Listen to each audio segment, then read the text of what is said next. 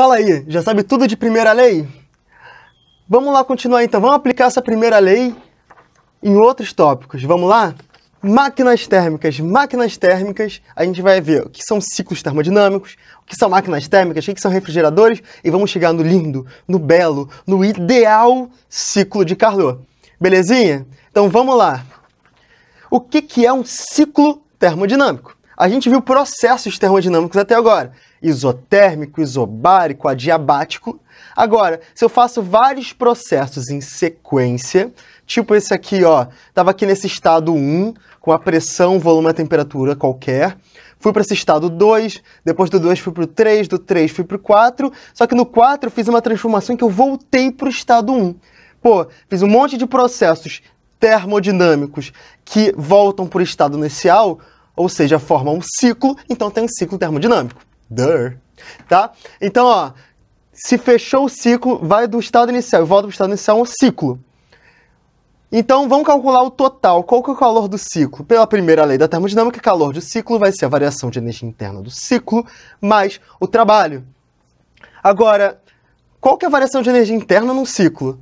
A variação de energia interna, ela depende do caminho? Não. Ela depende do ponto inicial e do ponto final. Qual que é o ponto inicial? 1. Rodou. Qual que é o ponto final? 1. Começou no 1, terminou no 1, variou a energia interna? Não. Então, a variação de energia interna num ciclo é 0. Daí a gente tira que o calor em um ciclo, ele é sempre igual ao trabalho de um ciclo. Então, os ciclos termodinâmicos, eles vão ser usados para o seguinte: a gente vai injetar trabalho e a gente quer gerar, a gente vai querer injetar calor nesse ciclo e esse calor do ciclo vai ser usado para gerar trabalho. Para quê? Para empurrar um trem para frente, para mexer uma máquina de tecelagem, para alguma coisa. O trabalho realizado, ou a área do calor nesse caso, é simplesmente a área aqui dentro. Porque vocês lembram que trabalho é integral de P dV? Como é que é um gráfico P por V? A integral de P dV é simplesmente a área embaixo da curva. A área embaixo dessas curvas é a área dentro do ciclo. Então, a área dentro do ciclo é o trabalho no ciclo, certo? Que, no caso, é igual ao calor que entrou nesse ciclo. Então, o calor que entrou menos que saiu, né? Porque vai entrar e vai sair. Lembrando, se o ciclo ele gira para esse ladinho aqui, sentido horário, então ó, ele aumenta de volume lá em cima e diminui de volume aqui embaixo. Então, o que vai acontecer com o trabalho? O trabalho total aqui em cima, aqui é positivo, aqui é negativo, o positivo ganha negativo, o total positivo. Aqui o contrário, no sentido anti-horário, o mais alto aqui ele está diminuindo, então a área do que está diminuindo é maior do que a que está aumentando, que está aqui embaixo. O trabalho total vai ser negativo. Então, sentido horário, trabalho positivo, sentido anti-horário, trabalho negativo. Aqui ele expande, aqui ele contrai. Belezinha? Então, vamos lá. Vamos olhar aqui um sisteminha, aqui um exercício para a gente... Olha, eu sei que tem muita informação, mas vamos com calma. Eu tenho aqui um estado inicial. Aí esse estado inicial, esse é o estado final. Só que ele vai por caminhos diferentes. Ele pode ir passando por A, indo até o F, e pode ir por B, indo até o F. E depois que a gente chega no estado final, ele volta por esse estado aqui meio estranho, I. Aí ele está dizendo, o calor, nesse IAF, o calor e o trabalho. O IBF, ele dá só o calor. Então, ó, calcule a variação de energia interna e o trabalho nas trajetórias IAF e no IBF. Beleza? Depois, na letra B, considerando que para voltar de F para I vai dar menos 12 joules, calcule o calor nessa... de F para I, na volta. E depois, no ciclo todo, calcule calor, trabalho e ΔU. Beleza? Vamos lá por partes. Então, ó, na letra A, ele quer saber qual que é a variação de energia interna para ir de I para A para F, sabendo que eu sei o calor e sei o trabalho. Porque se eu sei o calor, sei o trabalho, primeira lei termodinâmica. Calor é igual trabalho mais energia interna. Então, vai ser o calor de IAF menos o trabalho de IAF, vai ser 50 menos 20, vai dar 30 joules. Se teve uma variação de energia interna positiva, aqui vai dar... É porque ele esquentou ou esfriou. Positivo, aumentou a energia interna, ele esquentou. Então, para ir de I para A para F, ele esquenta. Agora, para ir de IBF, para ir de I para F passando por B. Agora, esse estado aqui de baixo. O que acontece? O IBF ele é um pouco diferente, né?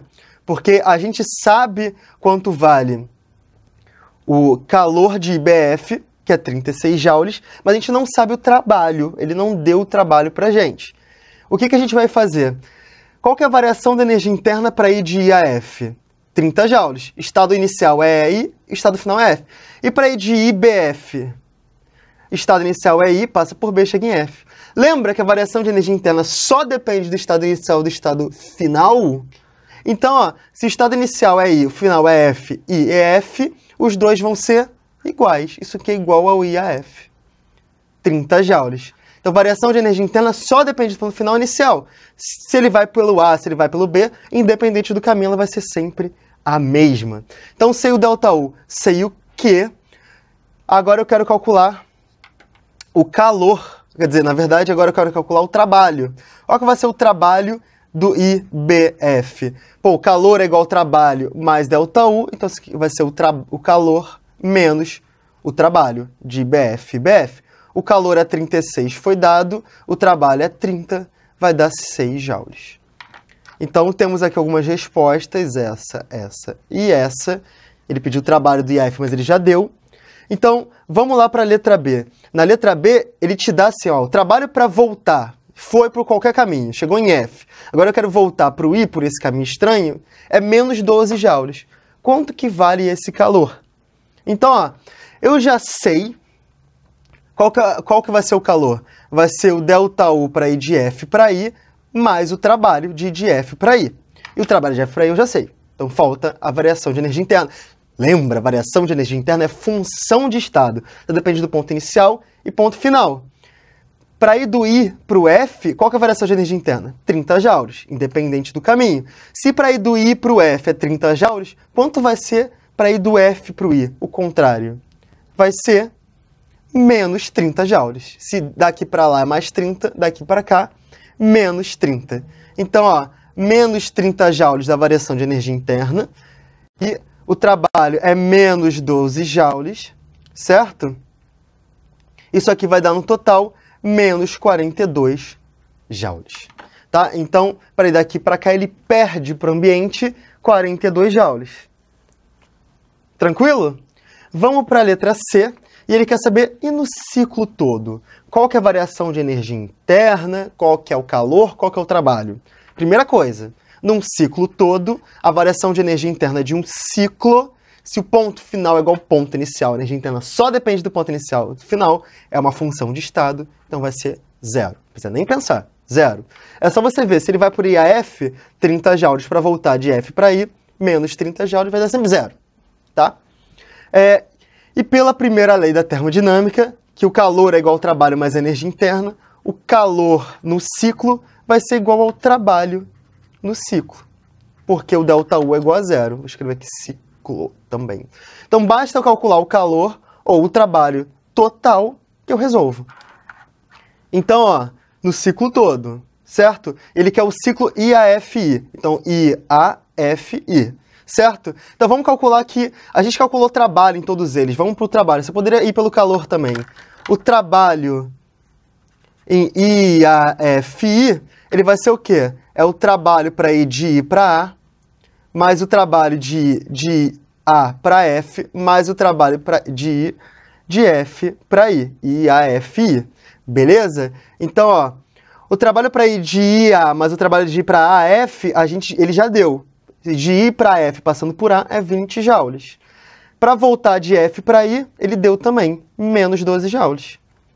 Então, o trabalho total do sistema, que é igual ao calor total do sistema, IAFI, vai ser 8 joules. Resolvemos o nosso primeiro trabalhinho. Certo? Agora outro. Vamos em outro, mais complicadinho, ó. Um mol de um gás diatômico sofre o seguinte ciclo. Ele vai do A para o B, para o C, e depois ele volta para o A. Sendo que do A para o B é uma expansão adiabática, que tem esse trabalho. Ou seja, calor é igual a zero, e esse é o trabalho. De B para C é uma compressão isotérmica. Temperatura é constante, isotérmica. Ele vai diminuir o volume do C voltando para o A é o aumento de pressão a volume constante. Então, aqui o volume é constante. Se o volume é constante, o trabalho é zero, né? E ele vai aumentar a pressão. Calcule a temperatura em A, usando R igual a 8, e calcule o calor e o trabalho no ciclo todo. Então, vamos por parte. A gente tem esses sistemas aqui, tudo isso aqui acontecendo, aqui a pressão constante, aqui é o volume constante. Eu quero saber qual que é a temperatura em A, certo? Então, para descobrir a temperatura em A, eu vou usar qualquer relação, seja A com B ou A com C. Como eu tenho muita informação sobre o processo para ir de A para B, eu vou olhar o processo de A para B. Você podia usar o A ou C também. O A para B é um processo adiabático. Se é adiabático, o calor é igual a zero. Então, se o calor é igual a zero, calor é igual a ΔU mais trabalho, o ΔU ele vai ser igual a menos o trabalho. De A para B. A para B, A para B. Se o trabalho de A para B é 4.000, a variação de energia interna de A para B é menos 4.000 joules, certo? Só que, você lembra qual que é a variação de energia interna? A formulinha que a gente usa para calcular a variação de energia interna? Ela é igual a G sobre 2 de NR ΔT. Ou seja, o G, como é um gás que é diatômico, o G vai ser 5 sobre 2. Número de mols, que é 1. O R, que ele falou para usar 8. Temperatura em B, que ele diz que é 300, final. Menos a temperatura inicial, que era a temperatura em A que eu quero calcular. Isso aqui vai dar o meu menos 4.000. Se eu substituir os valores, eu vou chegar numa temperatura em A que vai dar 500 Kelvin. Calculei a letra A. Certo? Vamos para a letra B, então. A gente quer saber todas as informações do ciclo todo. A gente sabe que a variação de energia interna vai ser zero. Porque qualquer variação de energia interna de ciclos é zero, que é o ponto final igual ao ponto inicial. Mas qual que é o calor e qual que é o trabalho desse ciclo? Certo? Então, para a gente calcular o calor e o trabalho é muito fácil, porque o calor do ciclo, pela primeira lei termodinâmica, é igual a ΔU, que é zero, mais o trabalho. É igual ao trabalho no ciclo. Tá? Então, eu calculo um ou calculo outro. Então, vamos lá. Eu vou calcular o trabalho. O trabalho de A para B, ele já deu que o trabalho de A para B é 4.000 joules. E o trabalho de B para C, a gente vai calcular agora. O trabalho de B para C, ele é igual à integral de P dV indo do volume de B até o volume de C. Certo? A gente já resolveu isso antes, a gente substituiu P por nRT sobre V. Então vai ficar nRT do Ln, do volume final, sobre o volume inicial. Certo? Porque é um processo isotérmico. O processo isotérmico é assim que a gente calcula. Só que aí, quem que é o volume do B e quem que é o volume do A? E aí que vem a grande questão. A gente não tem informações sobre volume.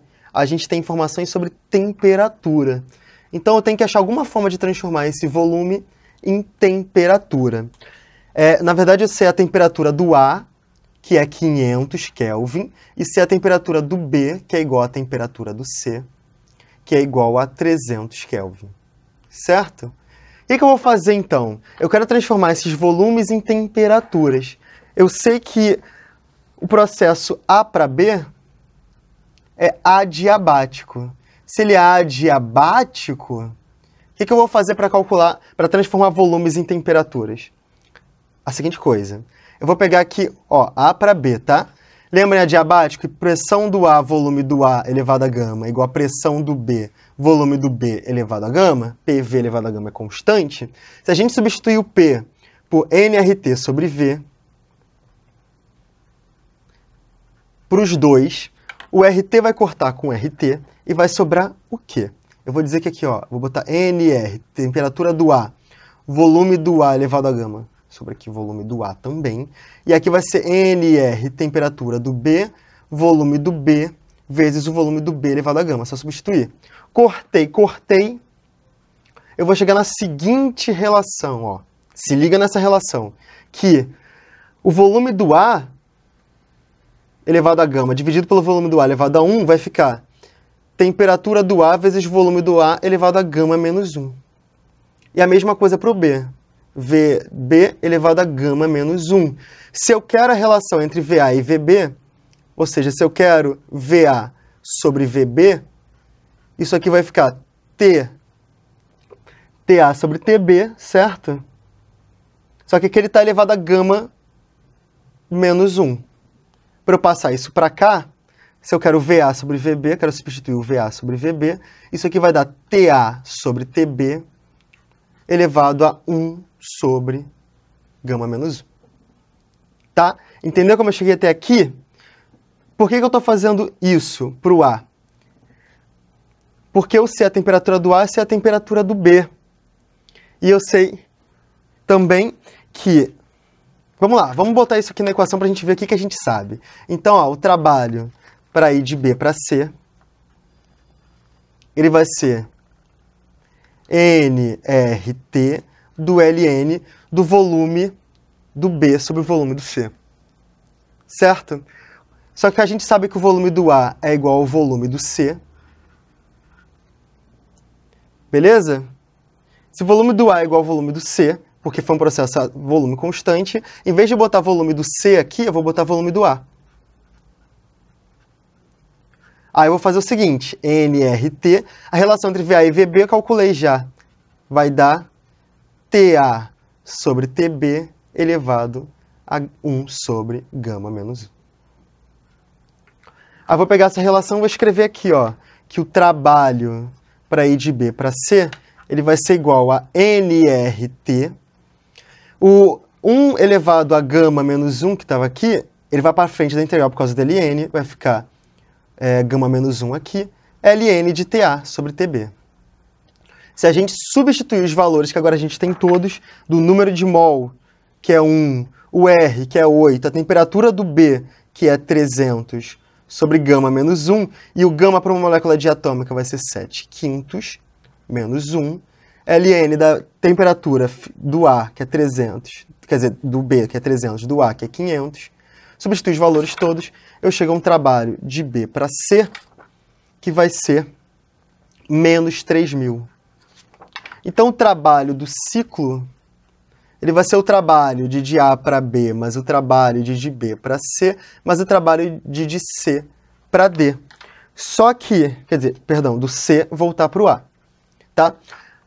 O trabalho de A para B, 4.000 joules. O trabalho de B para C, 3.000 joules. Do C e voltar para A é volume constante. Se é volume constante, vale 0. Certo? Então, 4.000 menos 3.000, o trabalho do ciclo, 1.000 joules.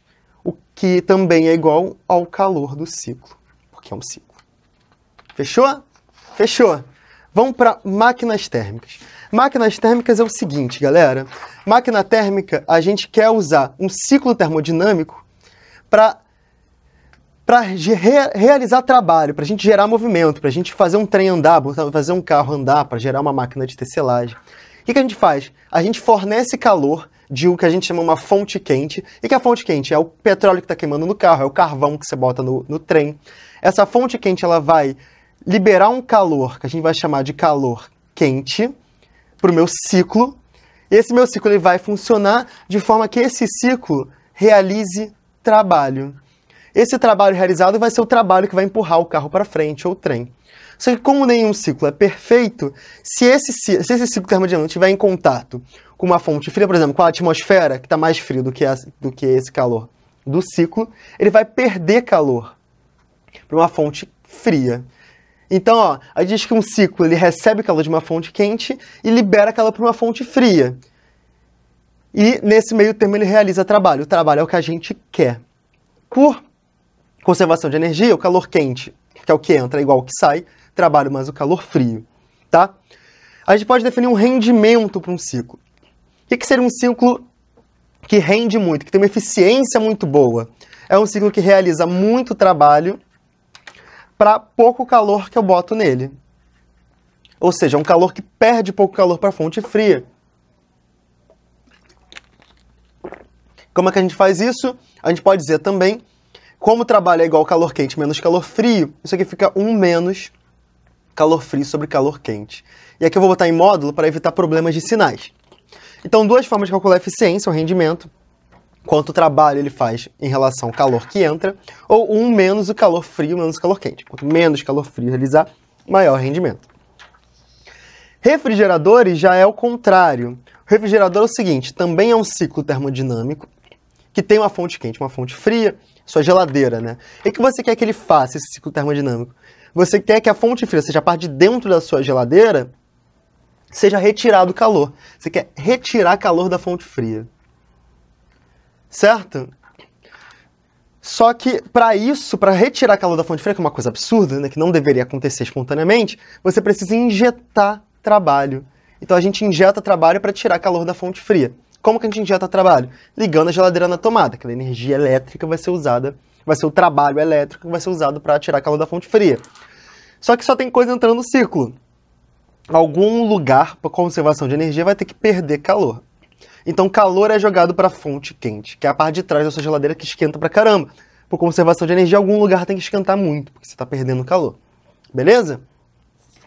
O que seria o coeficiente? A gente não usa eficiência em refrigerador, a gente usa o coeficiente de desempenho. Porque aqui é outra coisa. A gente está injetando trabalho e a gente é muito eficiente o refrigerador que tira muito calor da fonte fria. Então, isso aqui é definido quanto quantidade de calor retirado da fonte fria em relação à quantidade de trabalho que foi injetado. Esse módulo para evitar problema de sinal. Beleza?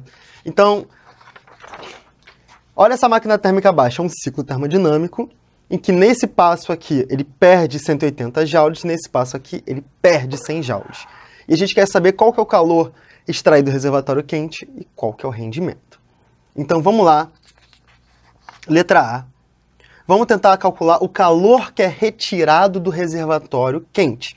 Então, ó, no passo 2 para 3, o calor que sai do meu objeto, 2, 3, se ele está saindo do ciclo, menos 180 joules. Qual que é o trabalho realizado em 2 para 3? Pô, trabalho do 2 para o 3, como o volume é constante, isso aqui vai ser 0. Vamos fazer a mesma coisa do 3 para o 1, que é que a gente tem informação também. O 3 por 1, o trabalho dele, como a pressão é constante, em vez de integral de PdV, o P vai para fora, P delta V, certo? A pressão dele está aqui 100 kPa, 100 vezes 10 a terceira, vezes o ΔV. O ΔV ele vai de 200 a 600, ou seja, 600 menos 200 dá 400 centímetro cúbico. Estou passando para metro cúbico, vezes 10 a menos 6. Tá? Então, o trabalho para ir de 3 para 1 vai dar menos 40 joules. E o calor, aqui, ó, o calor de 3 para 1, ele está saindo 100 joules daqui. Então, menos 100 joules. E por que eu estou fazendo tudo isso, do 2 para o 3, do 3 para o 1? Porque agora a gente precisa saber qual que é o trabalho. A gente tem que lidar com o 1 para o 2, que a gente não sabe nada. Mas dá para calcular o trabalho do 1 para o 2 facilmente. Por quê? Porque o trabalho é simplesmente a área embaixo da curva. E essa área embaixo da curva do 1 para o 2 é a área de um trapézio. Então, base maior mais base menor vezes altura sobre 2. A base maior é 100. A base menor é 100, a base maior é 300 sobre 2, e aqui a gente tem que multiplicar por 10 ao cubo, que é quilopascal, vezes a altura daqui para cá, que é 200 para 600 joules, que vai dar 400 joules, não, perdão, centímetros cúbicos, vezes 10 a menos 6, porque centímetro passando para metro cúbico. Então, o trabalho de 1 para o 2, aqui vai dar 80 joules. Como a gente sabe que o calor total de um ciclo é igual ao trabalho total de um ciclo, então, ó, se a gente somar tudo, eu quero saber o calor daqui, por exemplo, a gente vai ter que o total desse ciclo vai ser calor de 2 para 3, mais calor de 3 para... Não, vamos para o trabalho que a gente sabe, ó. Trabalho de 1 para 2, 2 para 3, 3 para 1. 80 menos 100... mais 0, certo? 80 menos 40 mais 0. Então, vai ser 80 menos 40 mais 0, vai dar 40 joules. Esse é o calor total do ciclo. Só que o calor de um ciclo ele é o calor que entra, ou seja, o calor que é absorvido, menos o calor que sai, que é o calor que sai. Vou botar aqui, sai. Então, o calor total do ciclo, que é 40 joules, é igual ao calor que entra, mais o calor que sai. O calor que sai, ele mostra pra gente que está saindo do ciclo 100 joules do 3 para o 1 e 180 joules do 2 para o 3. Então, o calor absorvido vai ser o calor total do ciclo, que é 40 joules, mais o calor que sai, certo? E o calor que sai vai ser 100 joules em um, 180 joules em outro. O calor absorvido total é 320 joules. Na letra B, a gente quer calcular a eficiência. E a eficiência ou rendimento, ele é o trabalho que acontece no ciclo sobre o calor total absorvido. E o calor total absorvido, a gente já sabe que é 320. E o trabalho realizado no ciclo é só a gente somar tudo, que foi o 0, o menos 40 e o 80. Isso aqui vai dar 40. A gente tem uma eficiência nesse ciclo de 0,12, que é 12%. Beleza? E por último, e não menos importante, muito importante, é um ciclo específico. Esse ciclo é o que a gente chama de ciclo de Carnot. Carnot que idealizou um ciclo que seria um ciclo perfeito, totalmente eficiente. Ele é o ciclo que tem o maior rendimento teórico fisicamente possível. E a gente vai entender por que quando a gente dá entropia. E é o seguinte, ó, esse é o ciclo. É um ciclo que tem duas adiabáticas, calor igual a zero, e duas isotermas. Então, ó, de 1 para o 2, ele é uma adiabática isotérmica. Adiabática isotérmica. Ele funciona nas duas isotermas, a isoterma com uma temperatura maior, temperatura quente, e uma temperatura fria. Ele funciona entre duas temperaturas, uma quente e uma fria. E para ir de uma para outra, ele faz ciclos adiabáticos, em que ele não absorve calor, tá? Então, se a eficiência de um ciclo é 1 menos Q frio menos Q quente, no ciclo de Carnot, ele pode ser calculado tanto assim como da seguinte forma: 1 menos a temperatura fria sobre a temperatura quente. Então, 1 menos a temperatura fria menos a temperatura quente é a eficiência do ciclo de Carnot, certo? A eficiência do ciclo de Carnot é o maior rendimento possível. Nenhum ciclo no mundo pode ter uma eficiência maior do que 1 menos a temperatura fria sobre a temperatura quente. Então, ó, a máquina térmica abaixo pode ser construída? Então, imagina essa máquina térmica. Ela está funcionando entre 600 Kelvin e 300 Kelvin. Ela está absorvendo o calor quente, 100 joules, e está jogando para o ambiente 40 joules. E nesse interim, ela realiza um trabalho de 60 joules, tá? Só que essa máquina só pode ser construída se o rendimento dela for menor do que o rendimento do ciclo de Carnot. Então, ó, qual que é o rendimento dessa máquina? O rendimento da máquina é o calor. Por exemplo, tem várias formas de calcular. A gente pode botar o trabalho realizado em relação ao calor quente ou 1 menos o calor frio sobre o calor quente. Tá? Tanto faz. Então, se eu botar o trabalho 60 joules sobre o calor quente, que é 100, dá 0,6 ou 60% de rendimento.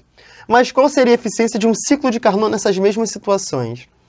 Então, a eficiência de Carnot, ela é 1 menos a temperatura, em Kelvin, lembra? Fria, que é 300, sobre a temperatura quente, 600. Aqui vai dar 1/2, 1 menos 1/2, 0,5, 50%. Então, se a eficiência máxima que pode ter é 50%, uma máquina com eficiência 60% pode existir? Não, ela não pode ser construída. Ela é fisicamente impossível. Ninguém na prática vai conseguir construir essa máquina. Aqui. Beleza? Entendeu a lógica? E aqui, o refrigerador de Carnot, que é justamente a mesma coisa. É um refrigerador, ele vai tirar calor da fonte fria e vai jogar lá na fonte quente, mas para isso ele precisa absorver trabalho. O coeficiente de desempenho de um calor é quanto calor frio ele tira em relação ao trabalho que entrou, que também pode ser escrito como calor frio sobre o calor quente menos o calor frio, pela conservação de energia. Vou botar tudo em módulo, que é para facilitar a vida. Só que um refrigerador de Carnot, que é a maior eficiência, o maior desempenho possível que pode existir, ele também pode ser calculado da seguinte forma: temperatura fria sobre temperatura quente menos temperatura fria. E esse é o máximo desempenho que um refrigerador real pode ter. Então, para a gente fechar aqui esse módulo, esse refrigerador de Carnot aqui opera entre 300 e 240 Kelvin. Ele descarta 500 joules de calor para o ambiente por ciclo. Qual que é o trabalho fornecido e qual que é o calor extraído do congelador em cada ciclo? Então, a primeira coisa que a gente sabe é que o coeficiente de desempenho de um ciclo de Carnot, de um refrigerador de Carnot, é temperatura fria, 240, sobre a diferença entre as temperaturas quente menos fria. Isso aqui vai dar 240 sobre, aqui vai dar 60, isso aqui vai dar um coeficiente de desempenho 4. Só que a gente sabe que numa máquina qualquer, mesmo a de Carnot, o coeficiente de desempenho é a quantidade de calor que ele retira da fonte fria em relação à quantidade de calor que ele joga na fonte quente menos o calor que ele joga na fonte, que ele tira da fonte fria. Então, ó, se ele descarta 5.000 joules de calor para o ambiente, o módulo do QF é igual a sobre o calor quente, que é 5.000, menos o módulo de QF, isso aqui tem que ser igual, no caso de Carnot, 4. Então, a gente resolve essa equaçãozinha aqui, a gente chega num calor frio, o módulo dele, de 4.000 joules, certo? Mas como é que a gente calcula o trabalho? O trabalho, ele vai ser justamente o calor quente menos o calor frio, pela conservação de energia. Se o calor quente é 5.000 e o frio é 4.000, o trabalho realizado vai ser 1.000 joules. Beleza?